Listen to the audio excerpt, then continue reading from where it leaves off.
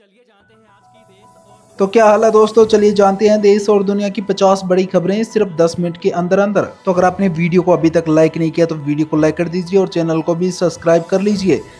बांसवाड़ा में प्रधानमंत्री मोदी बोले कांग्रेस राज में लूट ही लूट थी, राजस्थान पेपर लीक का सेंटर बन गया था। आपको बता दें, बांसवाड़ा में प्रधानमंत्री नरेंद्र मोदी ने कहा कांग्रेस राज में लूट ही लूट थी, भाजपा सरकार में बचत ही बचत है, तभी देश जीएसटी बचत उत्सव मना रहा है। उन्होंने कहा कि कांग्रेस सरकार में राजस्थान पेपर लीक का सेंटर बन गया था, जल जीवन मिशन भी भ्रष्टाचार की भेंट चढ़ गया था। साथ ही उन्होंने कहा महिलाओं पर अत्याचार चरम पर था, बलात्कारियों को संरक्षण दिया जा रहा था। वहीं प्रधानमंत्री मोदी ने बताया कि बांसवाड़ा में अवैध शराब का कारोबार खूब पनपा था। कांग्रेस सरकार ने राजस्थान को लूटकर जो जख्म दिए उन्हें भरने का काम हमारी सरकार कर रही है। साथ ही प्रधानमंत्री मोदी ने आज राजस्थान की 1,22,670 करोड़ की योजनाओं का शिलान्यास और लोकार्पण भी किया।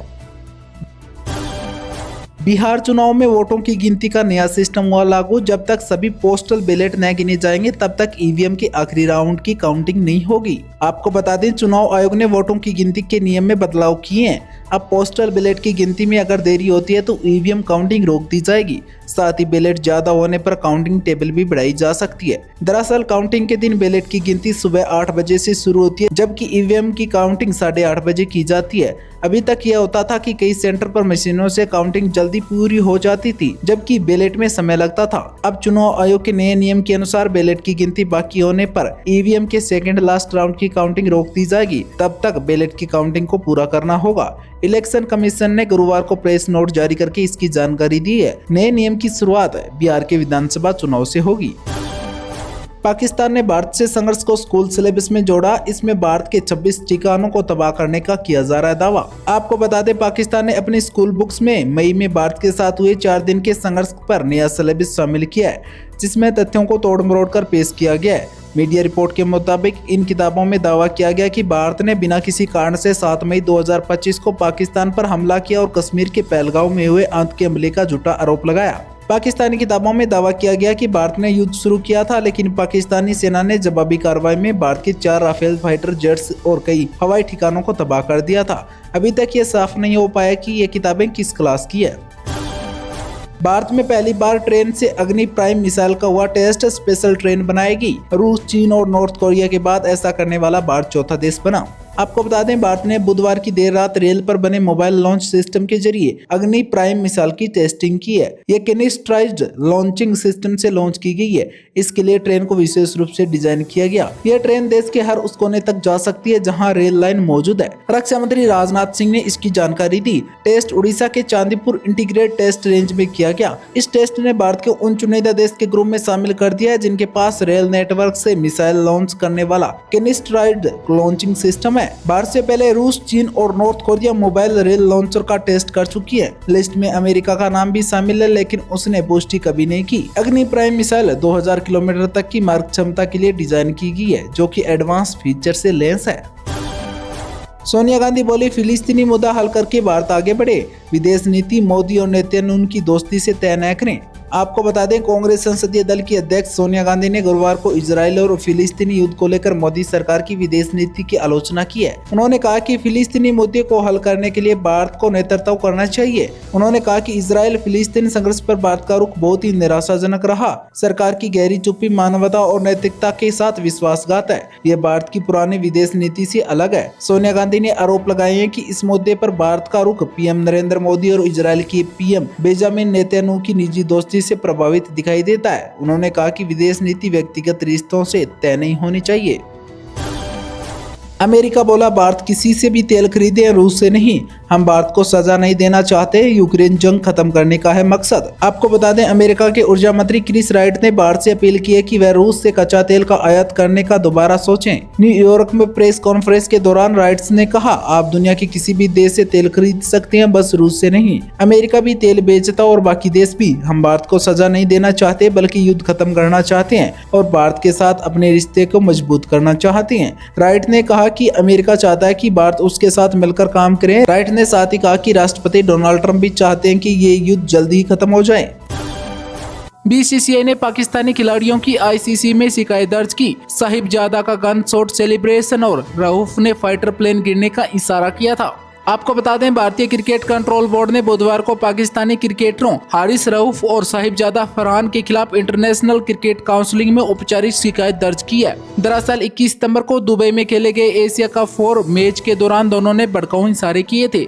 रऊफ ने आसमान से विमान गिरने का इशारा किया तो साहिबजादा ने 50 लगाने पर गन सेलिब्रेशन किया था। वहीं पाकिस्तानी क्रिकेट बोर्ड ने भारतीय कप्तान सूर्य कुमार यादव के खिलाफ शिकायत दर्ज की है। क्रिकबज़ की रिपोर्ट के मुताबिक दोनों बोर्ड की शिकायत के बाद इंटरनेशनल क्रिकेट काउंसिल ने आज यानी 26 सितंबर को सुनवाई निर्धारित की है।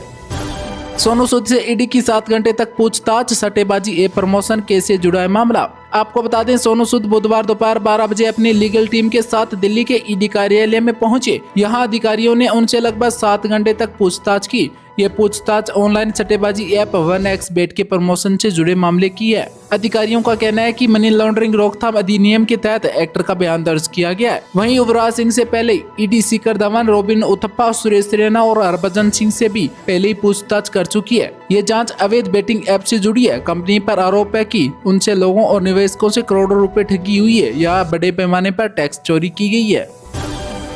यूनुस बोले, भारत और बांग्लादेश के बीच समस्याएं हैं, वो हमारे खिलाफ फेक न्यूज फैलाती है, मुझे तालिबानी की तरह दिखाती हैं। आपको बता दें, मुख्य सलाहकार मोहम्मद यूनुस ने माना है कि बांग्लादेश और भारत के बीच दिक्कतें हैं। उन्होंने न्यूयॉर्क में गुरुवार को एक कार्यक्रम में कहा कि शेख हसीना का भारत में होना दोनों देशों के संबंधों को मुश्किल बना रहा है, क्योंकि वे उसकी मेजबानी कर रही हैं। उन्होंने सारी दिक्कतें पैदा की है। यूनुस ने आरोप लगाए हैं कि भारत को छात्र नेताओं का काम पसंद नहीं आया। उन्होंने कहा कि भारत हमारे खिलाफ फेक न्यूज फैला रहा है, तरह तरह के प्रचार किए जा रहे हैं, जैसे कि एक इस्लामिक आंदोलन है जिसने बांग्लादेश पर कब्जा कर लिया है। वह कहते हैं कि मैं भी तालिबानी हूँ। हरियाणा में लाडो लक्ष्मी योजना ऐप हुआ लॉन्च। सीएम बोला, 50,000 महिलाएं डाउनलोड कर चुकी हैं, सीधे खाते में आएंगे 2100 रुपए।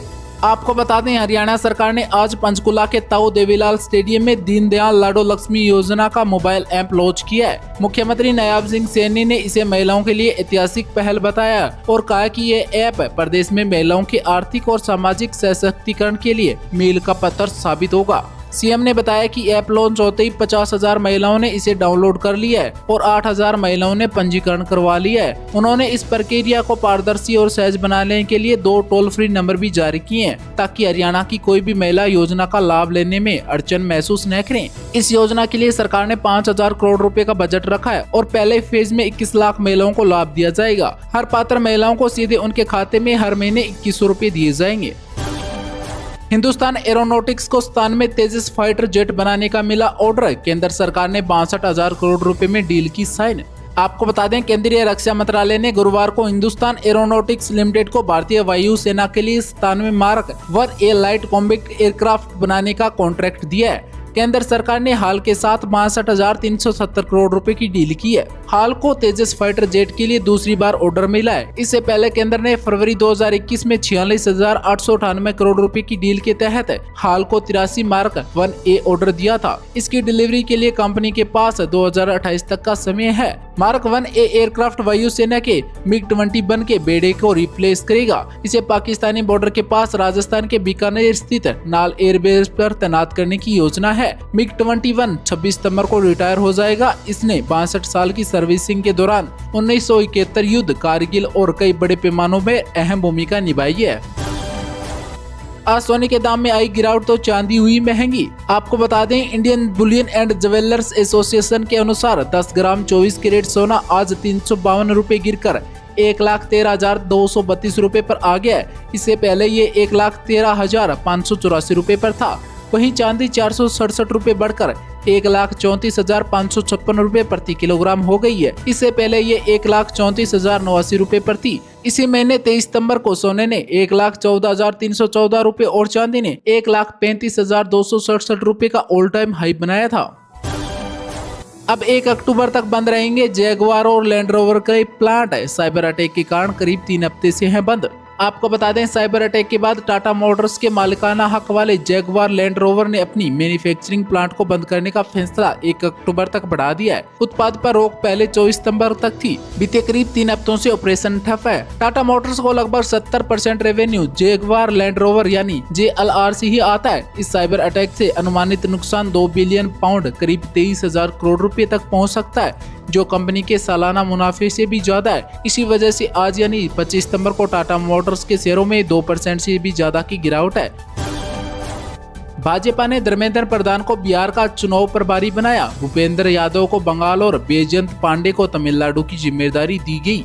आपको बता दें, भाजपा ने गुरुवार को बिहार, पश्चिम बंगाल और तमिलनाडु में विधानसभा चुनाव के लिए प्रभारी और सह प्रभारी नियुक्त किए हैं। बिहार के लिए केंद्रीय शिक्षा मंत्री धर्मेंद्र प्रधान को चुनाव प्रभारी, उत्तर प्रदेश के उप मुख्यमंत्री केशव प्रसाद मौर्य और केंद्रीय जल शक्ति मंत्री CR पाटिल को सह प्रभारी बनाया है। वहीं केंद्र पर्यावरण और जलवायु परिवर्तन मंत्री भूपेंद्र यादव को पश्चिम बंगाल विधानसभा चुनाव का प्रभारी और त्रिपुरा के पूर्व मुख्यमंत्री बिप्लब कुमार देव को सह प्रभारी बनाया गया है। इसके अलावा तमिलनाडु में भाजपा सांसद बैजयंत पांडे को प्रभारी और मुरलीधर मोहोलो को सह प्रभारी नियुक्त किया गया है। बिहार में अक्टूबर-नवंबर में विधानसभा चुनाव होने हैं। यहाँ फिलहाल नीतीश कुमार की JDU और भाजपा गठबंधन की सरकार है। वहीं 2026 में मार्च से मई के बीच पश्चिम बंगाल और तमिलनाडु में चुनाव होंगे। बंगाल में ममता बनर्जी की पार्टी TMC और तमिलनाडु में द्रविड़ मुनेत्रम कंगडम सत्ता में है।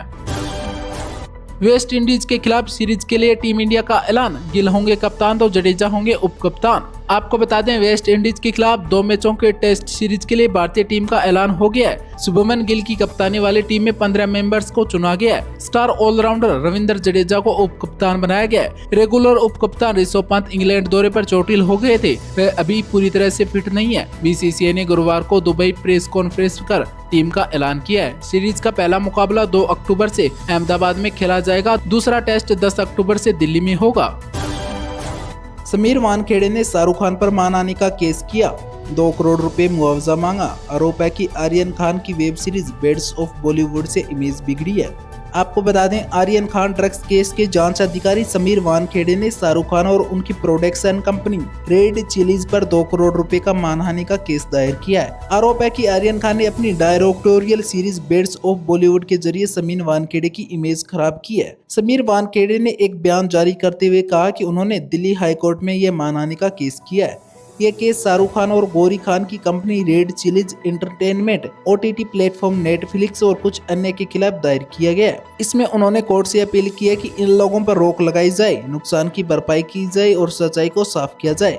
उनका कहना है कि द बेड्स ऑफ बॉलीवुड नाम की वेब सीरीज में एक झूठा और बदनाम करने वाला वीडियो दिखाया गया है, जिससे उनकी छवि को नुकसान पहुंचा है। बयान में आगे उन्होंने कहा कि यह सीरीज ड्रग्स के खिलाफ काम करने वाली एजेंसियों को गलत और नकारात्मक तरीके से दिखाती है, जिससे जनता का इन कानून एजेंसियों पर भरोसा कम हो जाता है।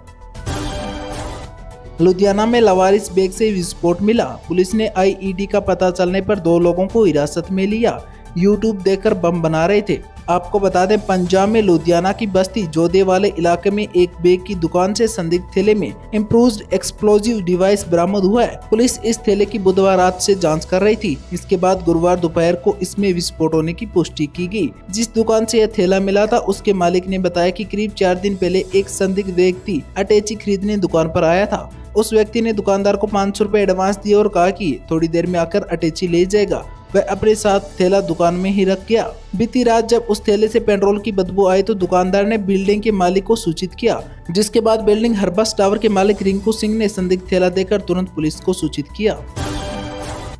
पंजाबी सिंगर और एक्टर दिलजीत ने इंडिया और पाकिस्तान मैच पर उठाए सवाल। बोले, मेरी फिल्म पहले शूट हुई थी, पंजाबी कभी भी देश के खिलाफ नहीं जा सकते। आपको बता दें, पंजाबी सिंगर और एक्टर दिलजीत दोसांझ ने सरदार जी 3 फिल्म विवाद पर पहली बार खुलकर बात की है। इसके साथ साथ ही उन्होंने भारत पाकिस्तान के बीच हुए मैच पर भी सवाल उठाए हैं। दिलजीत इन दिनों में मलेशिया में अपना ओरा टूर पर है। उनका पहला शो बीती रात 24 सितंबर को हुआ था। उन्होंने कहा, वो मेरे देश का झंडा है, हम सब इंडियन है। जब मेरी फिल्म आई थी सरदार जी, वह फरवरी में बनी थी, तब तक मैच खेल रहे थे। लेकिन जो बहुत ही दुखद घटना हुई पहलगांव की, हमने निंदा की, तब भी अरदास की। आज भी अरदास करते हैं कि जिन्होंने भी हमला किया उन्हें सख्त से सख्त सजा मिले। हम अपने देश के साथ हैं, लेकिन जो भी मैच भारत पाकिस्तान में हुआ है उसका और मेरी फिल्म का बहुत फर्क है।